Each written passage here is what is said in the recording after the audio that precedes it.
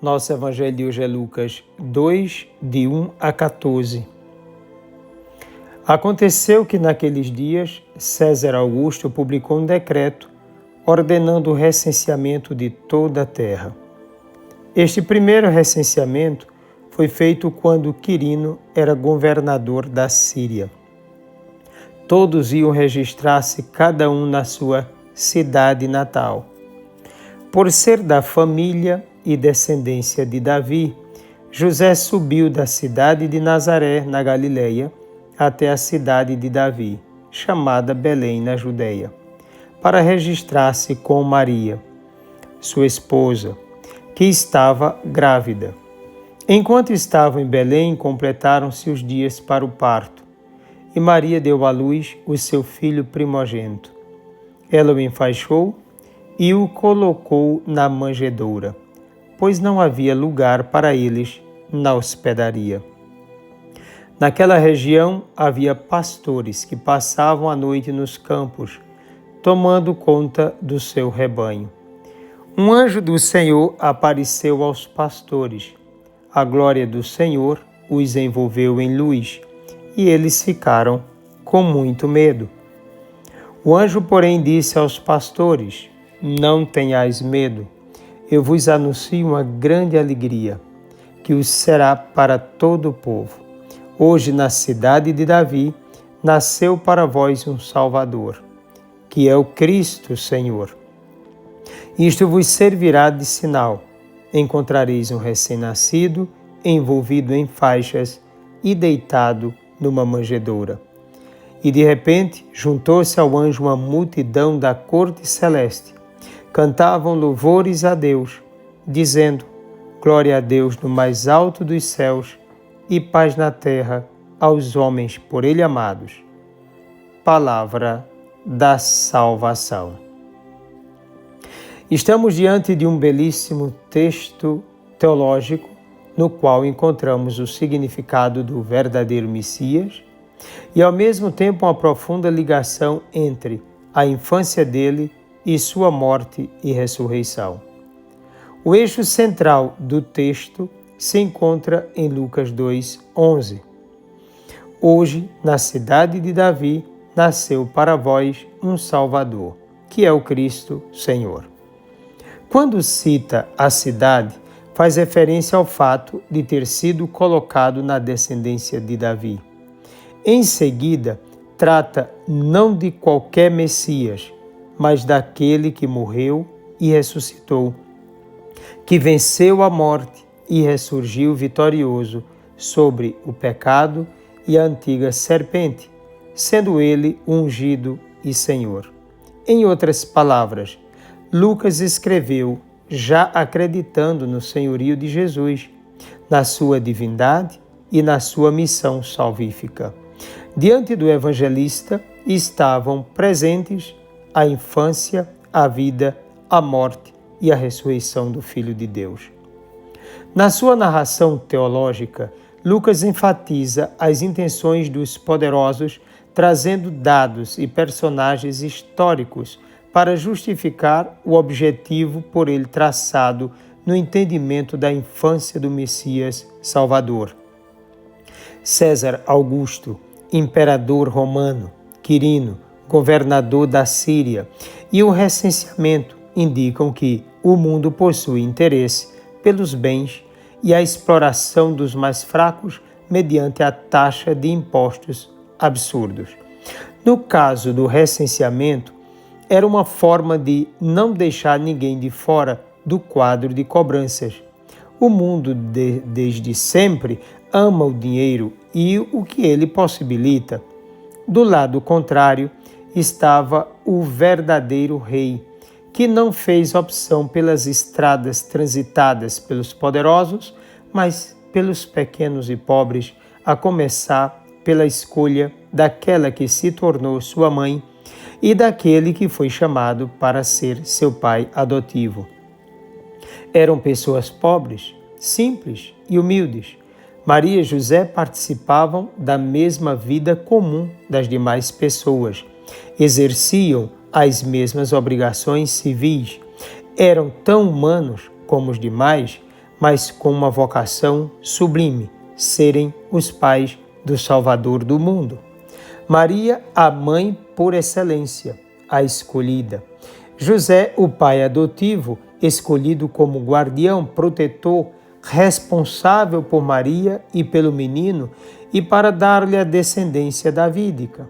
Cada um, a seu modo, tornou-se portador da salvação, da grande alegria da chegada do Messias, da Boa Nova. O Messias Salvador, o Emanuel, o Filho eterno do Pai, o Verbo de Deus, nasceu como um mendigo, um peregrino, um rejeitado, sem teto, sem terra, sem dinheiro, sem fama, sem um nome forte dado por uma família de peso na sociedade. Nasceu na estrada, enquanto seus pais estavam indo de Nazaré a Belém para o recenseamento, e foi colocado numa manjedoura. Nasceu entre os pobres de tudo. No seu nascimento, desprezou o caminho dos dominadores e exploradores para ficar com os sofredores e miseráveis. Ele fez opção pelos rejeitados de um mundo cheio de si e de pecado. Um exemplo forte é o do anúncio da chegada dele aos pastores. Suas vestes eram faixas e não panos de linho fino. Sua cama não foi um berço de ouro ou mesmo de madeira feito para esse fim, mas um coxo de animais, lugar de alimentação para os bichos. Essa ação de Maria ao enfaixar seu filho e colocá-lo na manjedoura lembra também os instantes finais de Jesus conosco, quando foi enfaixado para ser colocado no túmulo. Certamente, sua condição indicava que ele assumiu o homem na sua extrema miséria. Ele quis assumir o homem totalmente. Se por um lado o Verbo feito carne assim agia, por outro, o homem, pelo qual o Filho de Deus se encarnou, rejeitou, não cedendo ao Messias nem mesmo um lugar para nascer. É sabido que os hotéis pertencem a quem tem poder de algum modo. Não são para aquele que não tem onde reclinar a cabeça. Além disso, os lares humanos cabem somente àqueles que jogam semelhantemente. Além dos seus pais, seus primeiros visitantes foram alguns pastores, dentre os quais alguns considerados perigosos e desprezíveis. Isso nos faz lembrar que ele está na cruz, cercado por ladrões. No começo, cercado por pastores e no final, por ladrões.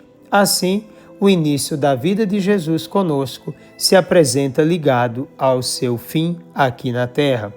São esses pastores que recebem, por primeiro, o anúncio da salvação, a boa notícia da presença de Deus. O ladrão também recebeu de Jesus a notícia de que o paraíso estava aberto para ele. Com isso, o texto revela que o Messias está para os desamparados, os rejeitados, para todos aqueles que, apesar dos sofrimentos impostos pelos poderosos do mundo, ainda lutam com fidelidade, amor e verdade em busca do reino de Deus. Enquanto a humanidade não oferecia nada para cuidar do menino, o anjo de Deus o envolvia com a luz da glória do Senhor. Aqueles pastores representavam a humanidade fragilizada, pecadora, sem rumo, desorientada, cega, escrava de si mesma e das amarras de Satanás. A glória de Deus os envolve e mostra-lhes o seu futuro, a sua salvação, quando lhes mostra o Salvador, que não é um simples enviado de Deus, mas o próprio Senhor. Deus mesmo veio visitar o seu povo. Ele mesmo veio ser um de nós. Ele mesmo quis falar de igual para igual, de homem para homem. Quis ser chamado de irmão, amigo.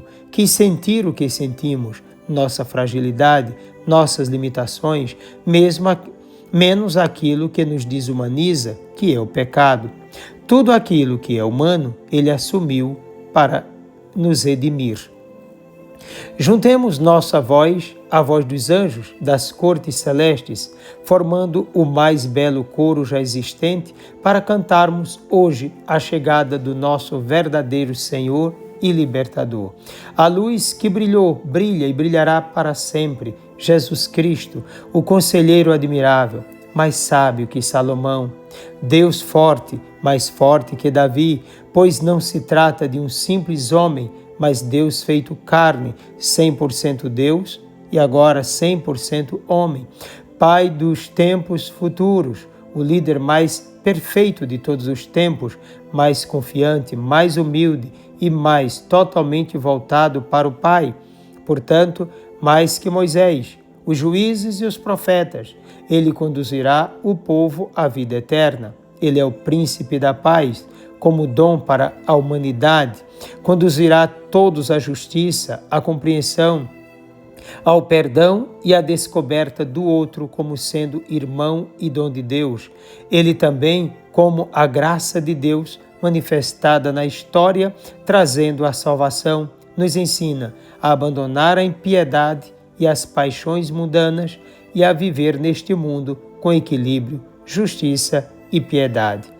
Ele nos resgata de toda maldade e nos purifica para si, tornando-nos um povo que lhe pertence e que deve se dedicar à prática do bem. Ele que é nosso grande Deus e Salvador, Jesus Cristo. Desça sobre ti a bênção do Deus Todo-Poderoso, Pai, Filho e Espírito Santo. Um forte e carinhoso abraço. Feliz Natal.